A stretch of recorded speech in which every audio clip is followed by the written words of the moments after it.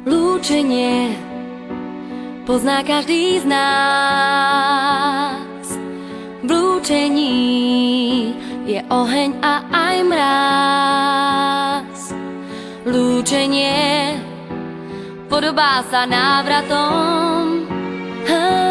Lúčenie to sú stisky rúk. V lúčení chveje sa i vzduch. Nájde nás na schodíkoch lietadiel, na perónoch rýchlikov. Nájde nás, nájde nás.